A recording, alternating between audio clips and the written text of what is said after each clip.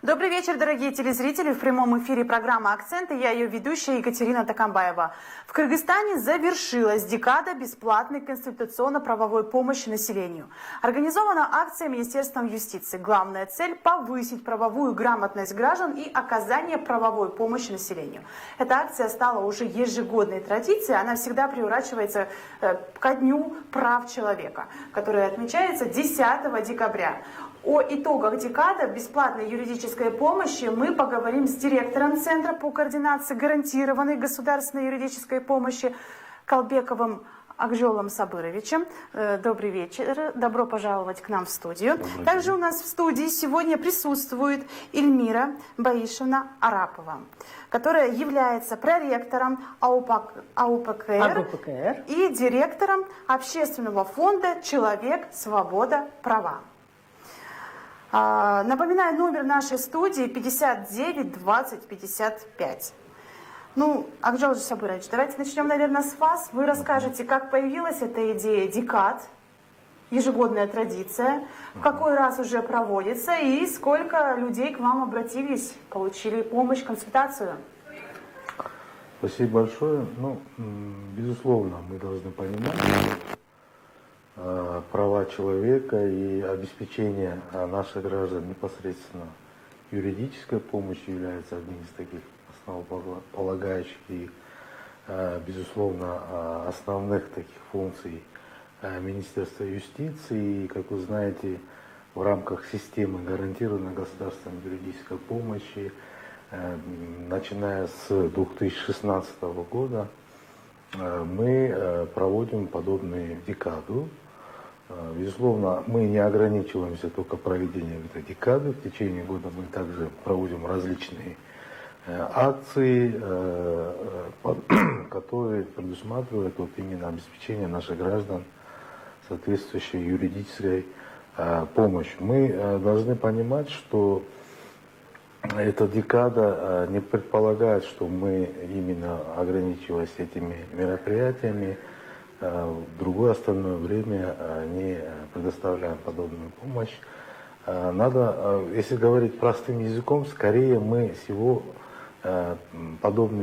проведением подобных мероприятий основной целью мы предусматриваем то, что мы не люди к нам идут за юридической помощью, а наоборот мы идем к людям, чтобы им помочь в решении их правовых вопросов.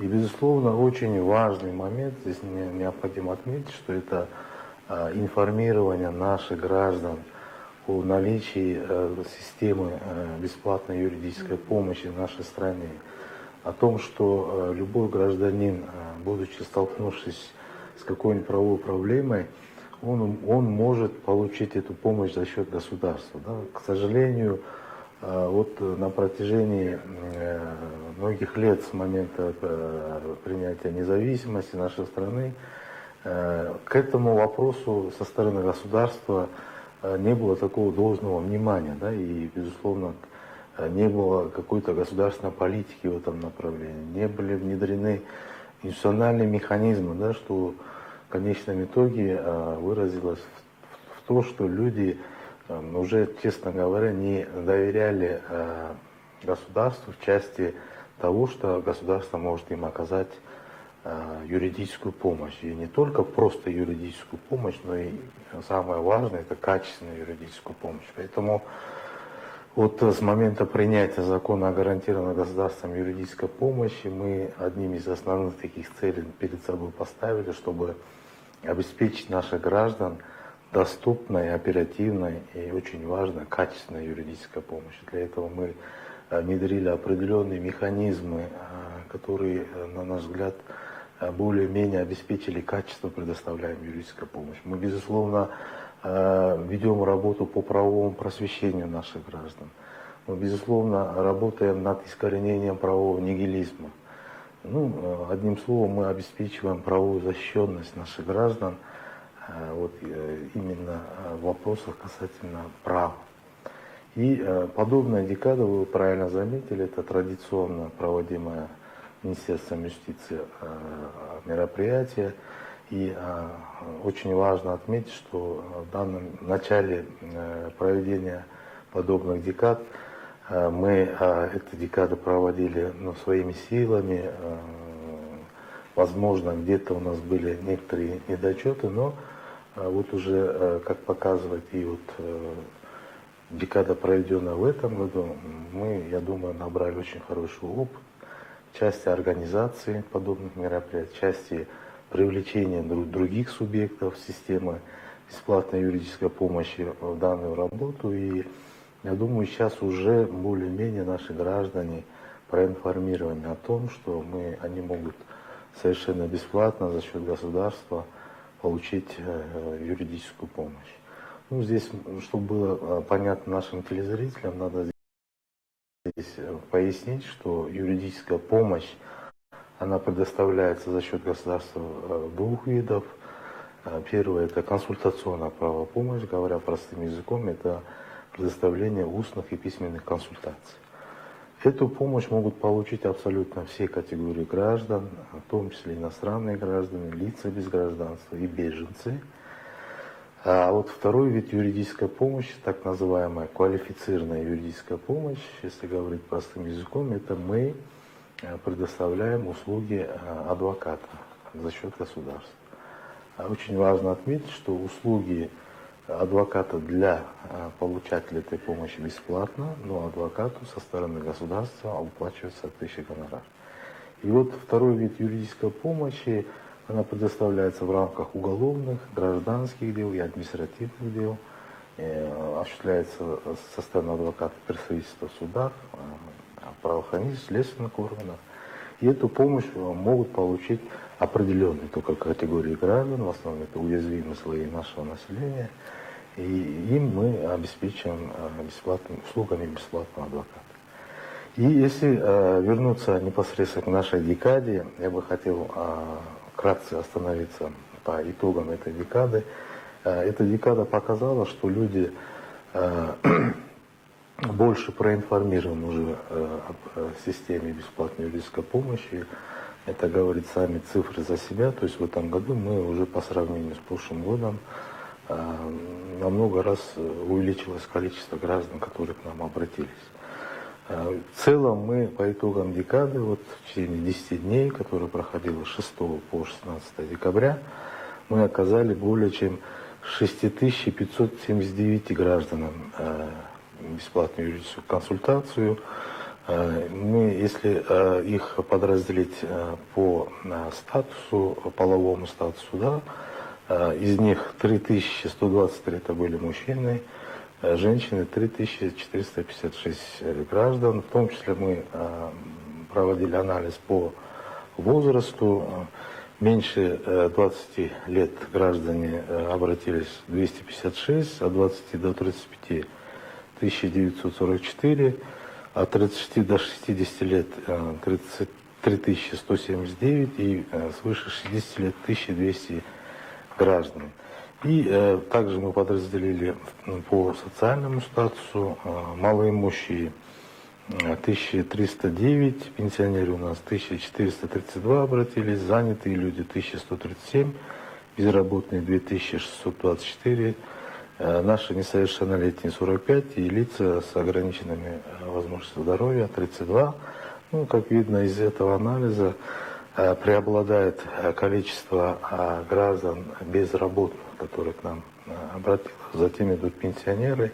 Но в основном вопросы касались, связаны были с получением и оформлением наследства, также с земельными вопросами семейного характера, ну и другие вопросы касательно трудового права, вопросы социального права, это там пособия, пенсии и так далее. То есть преобладающее большинство все-таки было вопрос касательно наследства и земельного права. И очень важно здесь отметить, что мы в рамках этой декады, она была особенностью тем, отличалась от прежних, что мы не ограничивались только оказанием консультаций.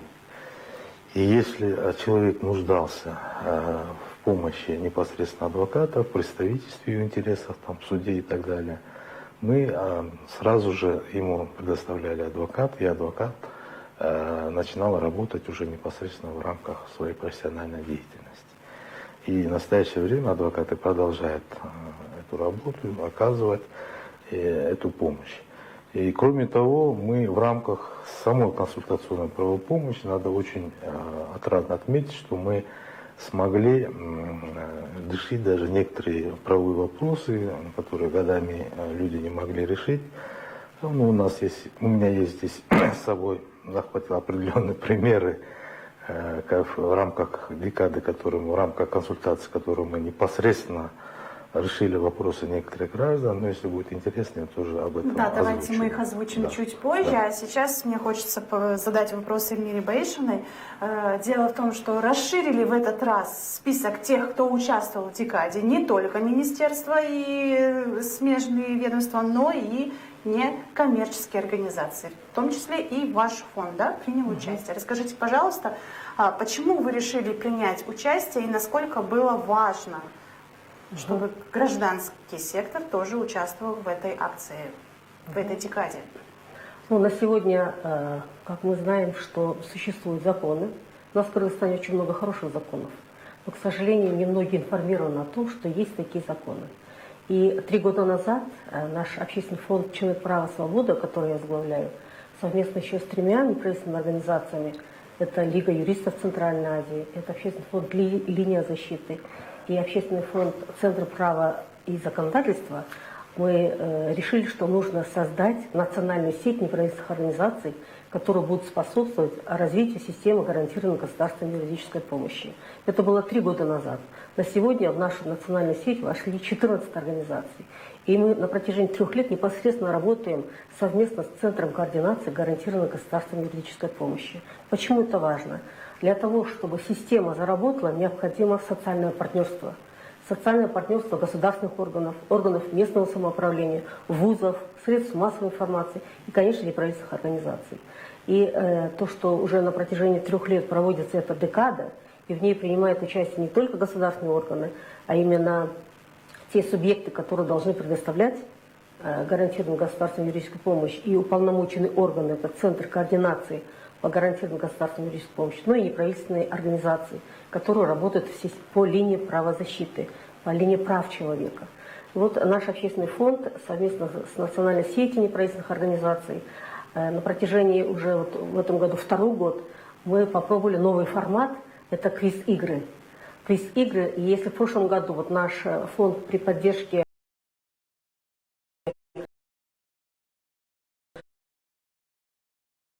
правовой программы фонда «Сурус Кыргызстан», при поддержке Центра координации гарантированной государственной юридической помощи, при поддержке вузов Кыргызстана. Мы были в прошлом году, работали с 8 вузами. В этом году мы решили расширить этот формат, так как студенты проявили инициативу и желание принять участие в этих играх. В этом году приняло участие 15 команд студенческих. Это были вузы Ошский государственный университет, Ошский государственный юридический институт, Ошский гуманитарно-педагогический университет. Это 3 вуза Джалабадской области, Международный университет имени Кантару Шариповича Тохто Маматова. Это Джалабадский государственный университет.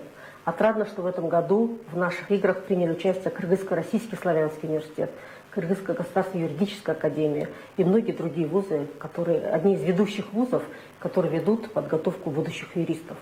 Но в этом году мы также к игре привлекли и будущих социальных работников, те, которые обучаются на факультетах социальной работы, потому что закон о гарантированной государственной юридической помощи является социально ориентированным. И если в прошлом году Академия государственного управления при президенте Кыргызской республики, в которой на данный момент я работаю и являюсь проректором по работе со студентами, в этом году все наше студенчество приняло участие в организации этих квиз-игр. Магистранты были в составе жюри, так как они действующие государственные муниципальные служащие. И очень трудно было им в составе жюри, и они говорили, что очень сложно оценивать, потому что одна работа была лучше другой. И вузы, которые приняли участие, задания в этом году были очень сложные. И в течение 2 месяцев мы вели подготовку с 15 вузами. В этой игре приняло участие 180 студентов. В каждой команде было по 10 студентов и по 2 тренера из преподавателей. Самое отрадное то, что в первом туре было задание «Видеовизитка», и там студенты команды должны были рассказать о вопросах предоставления гарантированной государственной юридической помощи, связанных с будущими специальностями. И в видеоприветствии мы специально прямо акцентировали, что хорошо было бы приветствие ректоров, проректоров и администрации вузов. И хочу поблагодарить, пользуясь эфиром, наших ректоров, которые активно приняли участие в подготовке команд к квиз-игре. Это самое важное, когда руководство ставит во главу угла интересы своих студентов. Очень интересно было флешмоб, второе задание о гарантированной государственной юридической помощи. И здесь второе место заняла команда Международного университета имени Кантора Шариповича Туктамамата город Джалабад, которые даже с помощью дрона сняли флешмоб. И 50 студентов выложили буквы ГГЮП на большом футбольном поле в центре города Джалабад. И, наверное, это одно из зрелищных было. Очень интересно, в этом году мы специально попросили студентов с помощью них провести правовое информирование населения на местах. Это была не просто игра, это была своего рода отработка навыков студентов, будущих юристов, будущих социальных работников, значит, работать с населением, именно информировать о том, что есть такой закон, закон о гарантированной государственной юридической помощи. И совместно с центрами координации, с координаторами Центра координации в областях, они сняли видеосюжеты. И вот storytelling, формат storytelling, который мы им предложили для команд, четвертое задание, они должны были найти реальных героев, реальных наших горожан, реальных жителей сел, аилов, которые бы получили эту гарантированную государственную юридическую помощь. Они довольны этой помощью или наоборот недовольны. Да? Те наши граждане, которые сталкивались с работой адвокатов, которые состоят в системе гарантированной государственной юридической помощи. И вот эти игры проходили в формате онлайн. И 2 дня, 8 и 9 декабря, в формате онлайн. И трансляция шла на странице национальной сети НПО за развитие гарантированной государственной юридической помощи. И в этом году хочу сделать прямо акцентировать, что охват прямого эфира в этом году составил 2500 человек, которые следили за игрой этих команд. И благодарю правовую программу фонда Сорос, которые предоставили для них небольшой приз. А именно, это книги, замечательные книги на юридическую тему, которые для команд мы приготовили в качестве денежных призов. И также с Акжол Сабыровичем мы разработали в этом году медали, чтобы ребятам было интересно. Те команды, которые получили первое место, они получили наши памятные статуэтки, а также золотые медали. 12 человек команды. Первое место получили у нас импровизированные такие золотые медали. Второе место серебряные медали с сертификатами. И третье место это бронзовые медали. Ну, это было специально в этом году. В прошлом году этих медалей не было. И когда мы опрашивали у ребят, что бы вы еще хотели изменить в этой игре, какие ваши пожелания.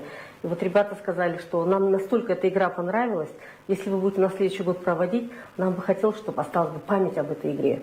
И вот с Акжол Сабыровичем, когда мы разрабатывали формат этой квиз-игры, мы решили, что, наверное, если каждый студент получит эту импровизированную медаль, и пусть это его будет первая медаль его в жизни, а в этой медали еще у нас прописано, что это межвузовская квиз-игра о гарантированной государственной юридической помощи. Я думаю, с помощью этих инструментов мы сможем еще дальше продвигать развитие этого закона, его механизм. Спасибо. Акжол Сабырович, получается, таким образом вы себе заранее сотрудников готовите, да, работая со студентами? Можно так сказать, абсолютно верно. Безусловно, я, пользуясь случаем, хочу выразить непосредственно большую благодарность Эльмире Борисовне. Она, будучи являясь проректором Академии управления при Президентской Российской Республики, активно с нами сотрудничает вот на протяжении, как она сказала, 3 лет. Для нас, безусловно, очень важно вот это совместное объединение усилий в части развития этой системы. Поскольку очевидно, что одно министерство или ведомство не в состоянии решить эту такую злободневную проблему касательно доступа граждан к правосудию. И очень важно здесь привлекать именно молодое наше поколение, которое, будучи студентами, уже должны понимать суть вопроса правовой проблемы. И вы правильно заметили, мы в настоящее время очень тесно сотрудничаем с юридическими клиниками вузов. И говоря языком молодежи, мы их прокачиваем. И в будущем мы предполагаем, что они, если изъявят желание связать свою профессию с профессией адвоката, безусловно, мы с радостью их примем в нашу систему. И они, на наш взгляд, создают такое новое адвокатское сообщество, которое, надеюсь, продвинет не только систему ГГЮП в нашей стране, но и в целом институт адвокатуры в нашей стране. И, безусловно, от этого зависит сама суть защиты прав и интересов человека. Да? И, безусловно, она будет иметь такой мультипликативный эффект, который, ну, к примеру, повлияет на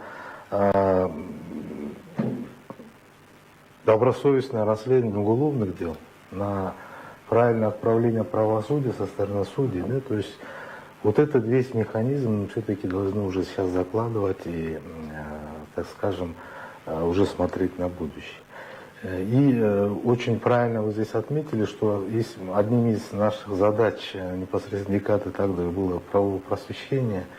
Безусловно, мы в этом отношении, так скажем, проводили вот подобные мероприятия со студентами. Помимо этого мы организовывали различные лекции, семинары. Вот в рамках декады мы в соцсетях создавали дискуссионные площадки с участием таких авторитетных экспертов, юристов по проблемным таким правовым вопросам. То есть тем самым мы хотели бы донести до людей информацию, правовую информацию о законодательстве в нашей стране, о решении каких-либо таких правовых проблем злободневных. То есть мы постарались вот охватить вот такой весь спектр этой работы, и я надеюсь, что эта работа будет и дальше продолжаться. У нас сейчас очень много новых указов, новых законов. Были ли в связи с этим к вам обращения? Люди интересовались, как все это работает, какие права они в связи с этим приобретают? Да, безусловно, люди обращались за информацией о тех или иных нормативно-правовых актах. Как вы знаете, в Министерстве юстиции существует автоматизированная система, централизованный банк данных нормативно-правовых актов. Мы им объясняли, как им пользоваться. Это аналог, допустим, Токтома, которым у нас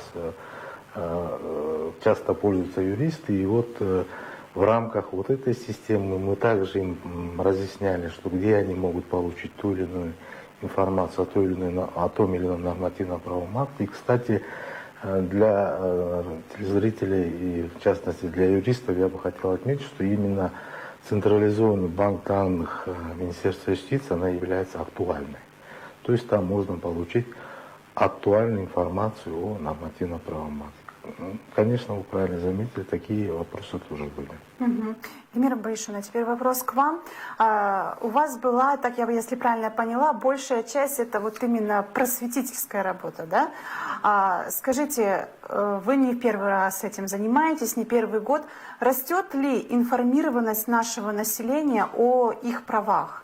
И вообще юридическая, если можно так сказать, подкованность нашего населения? Да. С каждым годом увеличивается количество тех людей, которые уже знают об этом законе и знают, к кому обратиться, какой орган. И здесь мне хотелось бы сказать еще одно направление, которым занимается наша организация. Это проведение региональных конференций с участием полномочных представителей президента Кыргызской республики в 7 областях Кыргызской республики. Вот мы провели уже эти региональные конференции, носят название «Гарантированная государственная юридическая помощь. Знай свои права». И на этих конференциях у нас принимают участие органы местного самоуправления, а также активисты, гражданские активисты, которые проживают в этой области. Вот у нас были конференции региональные, прошли в Нарыне, на Иссыкуле, это город Каракол. Третья конференция у нас прошла в Таласе. И буквально вот 15 и 14 декабря мы провели на территории Ошской области и Чалабатской области. И на этих конференциях как раз-таки мы видим о том, что население уже стало более информировано. И здесь очень важно сотрудничество с средствами массовой информации. Вот на протяжении 2 лет мы, кроме квиз-игры, еще новый инструмент, который мы попробовали, и он очень хорошо сработал, это конкурс среди журналистов и блогеров, которые должны были нам рассказать о законе о гарантированной государственной юридической помощи. И в прошлом году на этот конкурс поступило 70 работ. И сегодня мы создали пул журналистов, которые готовы писать на правовую тему, которые знают об этом законе и которые готовы перенаправлять. Вот одна из победительниц, Майра Мурзакулова, которая приняла участие с докладом на нашей региональной конференции в городе Ош 14 декабря, она как раз-таки одна из победительниц номинации «Сторителлинг телевидения». Она поделилась своим опытом и сказала, что сегодня жители к ней уже обращаются, и фактически она становится параюристом. То есть человек, не имеющий юридического образования, но тот, который может проконсультировать, дать направление, куда могут наши граждане обратиться. И это очень отрадно, когда журналисты заинтересовались этой темой. И с помощью них у нас расширяется круг тех людей, которые могут эту помощь получить. Но еще я хочу остановиться на формате сторителлинг. Вот в этом году ребята сделали 15 команд, 15 замечательных сюжетов. И многие сюжеты были о том, как раз-таки, если наши граждане посмотрят этот сюжет, то они должны найти ответ на вопрос, если у них такая ситуация в семье, куда они могут обратиться за гарантированной государственной юридической помощью. И вот один из роликов, когда показывают о том, что семья лишена права на наследство после смерти отца, и вот ребята сняли вот такой в игровой форме, и потом уже эта девочка, которая студентка из этой команды, она ищет ответ, куда же пойти, кто может ей помочь. И здесь идут наши баннеры, плакаты, постеры, которые ребята через телефон мобильный показывают. Это могут обратиться в ЦК ГГУП, они могут обратиться в нашу национальную сеть, и адрес, куда обратиться. И следующий уже показывается кадр, вот очень то, что мне запомнилось, понравилось, что координатор, который на территории Джалабадской области, он подробно разъясняет права этой девочки, куда она может обратиться и какую помощь она может от государства получить. Это очень важно, потому что, еще раз хочу сказать, что в этом году мы усложнили задание. Это не просто игра. Это была их фактически практическая работа, практическое задание информировать население с помощью средств массовой информации. И хочу поблагодарить также журналистов, большое вам спасибо, за то, что они откликнулись и помогли ребятам создать великолепные сюжеты. Все, кто желает, на Ютубе могут эти сюжеты посмотреть. А также вот через ЦК ГГУП мы думаем эти сюжеты разместить на сайтах, на нашем сайте, на сайте ЦК ГГУП. Наши граждане могут еще больше узнать, куда могут обратиться. И еще один очень интересный момент, который мне запомнился, что сами ребята сказали: мы не можем остановиться. Настолько нам понравилось информировать людей, настолько нам понравилось встречаться с государственными органами, с судебными органами, с правоохранительными органами и поднимать вопросы о продвижении этого закона, что на данный момент, вот буквально на прошлой неделе я вернулась из города Джалабад, и ребята сказали: игра игрою, но мы хотим дальше. Дайте нам еще задание. Что еще нужно? Что еще необходимо для того, чтобы население наше получало доступ к правосудию? И на данный момент, вот мы сейчас думаем, у нас планируется в январе проведение региональной конференции в Баткенской области и в Чуйской области. И мы думаем, что вот эту большую армию студенчества мы должны дальше с ними продолжать работу. Это очень большая армия, которая готова, которая откликнулась и которая неравнодушна. И если с помощью будущих наших социальных работников, студентов, будущих наших юристов мы сможем продвинуть этот закон, сможем сделать так, чтобы этот закон еще эффективнее работал, то это, наверное, самое важное на сегодня. И, конечно, хотелось бы еще раз поблагодарить правовую программу фонда Сорос. Конечно, наша цель – это строительство правового государства. Мы хотим жить в правовой стране, а для этого мы все прикладываем усилия. И то, что мы работаем совместно с государственными органами, с органами местного самоуправления, с неправительственными организациями, это самый первый шаг, основной шаг к достижению. Спасибо. Айчол Сабырович, теперь, наверное, подошло самое время рассказать конкретные примеры, позитивные, что во время этой декады, кому была оказана помощь Вы сказали, что есть такие случаи.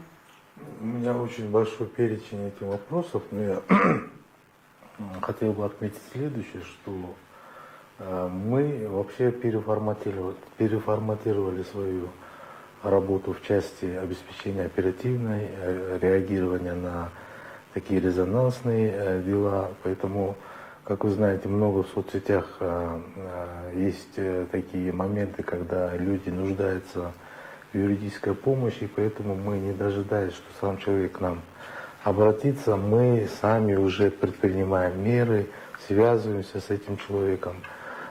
Если человек соглашается на помощь со стороны нашего центра, со стороны государства, мы, безусловно, берем этот вопрос на контроль и обеспечиваем этого человека соответствующей юридической помощью. Да, и тому примеру вы, наверное, слышали недавно, вот в соцсетях такое было,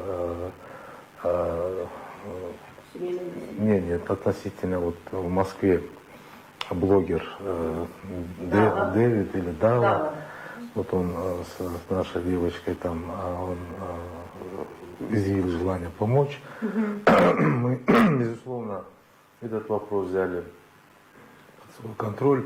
Но здесь очень важно отметить, что мать девушки, да, действительно, она была осуждена, но несмотря на именно не из-за того, что вот именно блогер на этот вопрос поднял и отреагировал, а вот именно то, что мы в рамках вот именно вот таких вот резонансных таких вещей, мы все-таки хотим донести людей, что они могут к нам обратиться. То есть, оказав помощь этой женщине, мы тем самым хотим дать понять другим, что они тоже также могут получить эту помощь. Да? И вот мы, безусловно, оперативно среагировали, выехали непосредственно на место, где эта женщина находится. Она согласилась на помощь со стороны нашего адвоката, и в настоящее время адвокат оказывает эту помощь. И очень важно, что здесь очень отметить, что параллельно с тем, что мы обеспечили эту женщину адвокатом юридической помощи, одновременно мы также получили несколько заявлений от других осужденных, которые тоже нуждались в этой помощи. То есть тем самым мы хотим сказать, что благодаря вот таким реакциям на вот такие резонансные вещи мы тем самым охватываем большее количество людей, которые могли бы получить помощь за счет нашего центра, за счет государства. Поэтому, к сожалению, вот почему мы поднимаем вопрос информирования. К сожалению, наши граждане не знают о наличии подобной системы. И наша задача вот с помощью наших студентов, вот правильно Эльмира Байшевна отметила, непосредственно в тесном взаимодействии с органами местного самоуправления. Очень важную роль здесь играет наши средства массовой информации. Вам тоже отдельное спасибо. То есть мы должны донести до людей, что они могут получить эту помощь. Но здесь очень важный надо момент отметить, что со времен Союза такое мнение сложилось, что бесплатный адвокат, так называемый государственный, хотя не бывает понятия государственный адвокат, это всегда ненадежно, это всегда некачественно, поэтому мы хотим искоренить вот такое понимание, вот такой стереотип. Как рушить этот стереотип? Да, Вот сейчас поэтому расскажите. мы вот внедрили определенные механизмы, которые, во-первых, мотивируют самого юриста, адвоката, который оказывает эту помощь. Мотивация в чем заключается? Безусловно, любая работа должна оплачиваться достойно. Естественно, этот вопрос стал одним из таких первых, и мы вот за период 3 лет нашего существования, нашего центра, мы добились того, что тарифы на оплату труда адвоката увеличены были в 3 раза. Для сравнения, если в 2016 году в бюджете выделялось порядка 15 миллионов сомов по республике на эту услугу, то уже с 2019 года это увеличилось до 74 миллионов сомов. Это очень значительное такое увеличение. И внедрение вот этого механизма, плюс параллельно мы решали вопросы обеспечения качество этой юридической помощи. Каким образом? Мы внедрили так называемые стандарты качества. То есть это минимальные требования к адвокату, при выполнении которых только адвокат может рассчитывать на гонорар. То есть адвокат, уже те адвокаты, к сожалению, так называемые карманные, у нас в народе говорят, недобросовестно относящиеся к своим обязанностям адвокаты, они сами по себе выпали из этой системы. Почему? Потому что они привыкли работать как раньше. Но, к сожалению, уже правила другие, механизмы другие. Естественно, этому адвокату не хочется так работать, и они сами по себе оттуда выпали. И вот когда вначале мы вот эти механизмы внедрили, был резкий спад количества адвокатов в нашей системе. Потом она резко увеличилась, и в настоящее время из 200 адвокатов у нас сейчас уже более 450 адвокатов. И очень важно отметить у нас, что адвокаты в нашей системе уже с таким авторитетными именами, действительно профессиональный адвокат уже тоже вступает в наши ряды.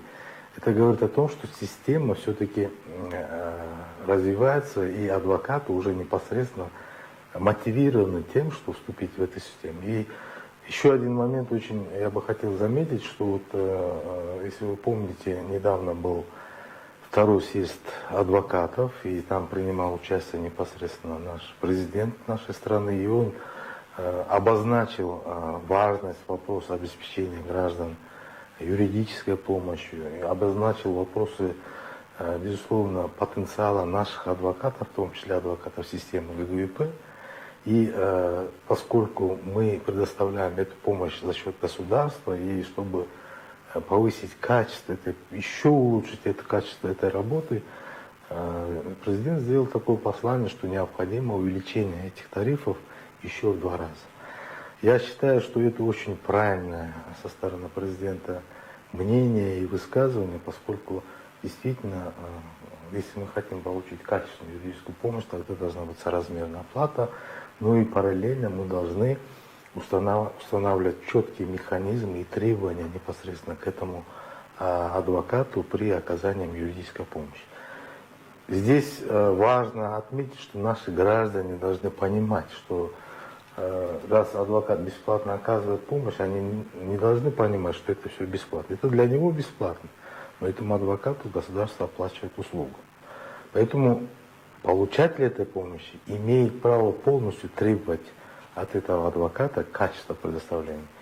Если есть вопросы, они могут обратиться в соответствии с жалобой непосредственно нашим координаторам, которые обеспечивают этими адвокатами. То есть граждане должны понимать, что адвокат, он по сути оплачивает свои услуги, а для получателя это бесплатно. Мы, конечно, сейчас полностью хотим пересмотреть вообще механизмы работы в рамках этой системы в целях улучшения. Да? И сейчас предполагается отдельные такие реформы, можно сказать.